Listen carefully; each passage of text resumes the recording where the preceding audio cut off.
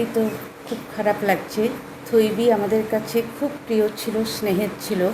আমরা জানতাম ও সুস্থ অবস্থায় পরীক্ষা দিলে আরও অনেক ভালো করতো, কিন্তু ওই অবস্থাতেও যে ও 674 করতে পেরেছে, সেটা ও বলেই পেরেছে, বলতে কোনো দ্বিধা নেই। ওর জায়গায় অন্য কোনো স্টুডেন্ট থাকলে কতটা করতে পারতো, কারণ ওর মনের জোর ছিল প্রচণ্ড বেশি। ও জানতো যে আমাকে ভালো রেজাল্ট করতে হবে আমাদের জন্য, ওর বাবা মার জন্য। ও সেই চেষ্টাটা করে গেছে। পরীক্ষা দিতে দিতে ও 3 ঘন্টা পুরো টানা লিখতে পারছিল না। সেই সময় এতটা অসুস্থ হয়ে পড়ছিল, মাথা নিচু করে মধ্যে মধ্যে একটু রেস্ট নিচ্ছিল। যেখানে সেন্টার পড়েছিল সেখানকার দিদিরা সবাই মানে ওর স্নেহের হাত ওর পিঠে দিচ্ছিলেন, সবসময় ওকে সাহস জোগাচ্ছিলেন। কিন্তু তার থেকেও বড় কথা, 16ই এপ্রিল ও আমাদের ছেড়ে চলে গেছে।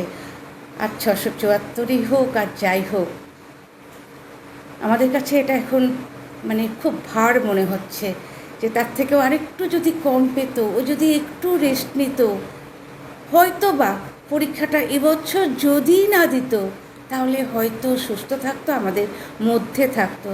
আমি প্রার্থনা করি ও যেখানেই যাক না কেন ভালো থাকুক, শান্তিতে থাকুক। আর কি বলবো বলুন। ওর জন্ডিস হয়েছিল। জন্ডিস হওয়ার সেটা এতটাই মারাত্মক আকার ধারণ করেছিল, ওকে হায়দ্রাবাদ নিয়ে গেছিলো। হায়দ্রাবাদ থেকে ডিটোরিয়েট করছিলই, কোনো ইমপ্রুভমেন্ট হচ্ছিল না বলে ওখান থেকে আবার ভেলোরে নিয়ে গেছে, বিশেষ হেলিকপ্টারে করে ভেলোরে নিয়ে গিয়ে দীর্ঘ 25 দিন লড়াই করেছে ও। মানে ওখানকার ডাক্তাররা বলেছিলেন ও ছোটো তো, তাই জন্য এখনও যুদ্ধ করতে পারছে। মানে বয়সটা যদি আরেকটু বেশি হতো তাহলে এতদিনেও টানতে পারতো না। মনে হচ্ছে ও সুযোগ দিচ্ছিল সবাইকে যে ওকে ভালো করার জন্য, ও থাকতে চায়, কিন্তু হলো না। বলবো হয়তো জয়েন্টে খুবই ভালো রেজাল্ট করতো, খুবই ব্রিলিয়েন্ট মেয়ে ছিল। তো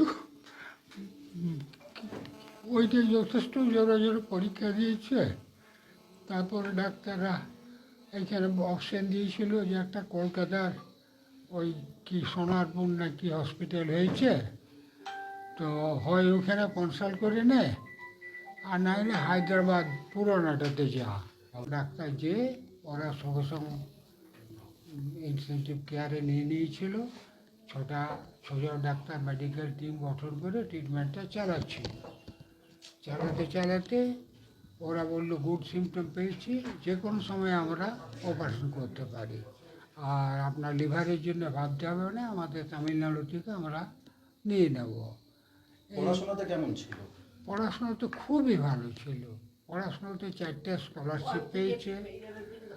ও যখন ওখানে ভর্তি হয় তখন ওর গভর্নমেন্টের স্কলারশিপে টাকা ঢুকছে, তো খুবই ভালো ছিল। কিন্তু হয় চাপ খুব বেশি হয়ে গেছে, আর না হলেও ঠিকমতো কেয়ার নেওয়া হয়নি, আমাদের দুর্ভাগ্য। ওই একটি মেয়ে মাধ্যমিক পরীক্ষাও দিয়েছিল, এবার স্কুলে প্রথম এসছে, কেমন লাগছে? এরকম থাকলে কেমন হতো আজকে? হ্যাঁ কতটা আনন্দ হতো যদি থাকতো? কা বলছে ও বেঁচে থাকলে কতটা আনন্দ হতো মানে আজকে। প্রথম হয়েছে, কে বোঝা যায়, ওই জন্যই তো আমি বেঁচে আছি। আমার ছেলেও মারা গেছে একটি।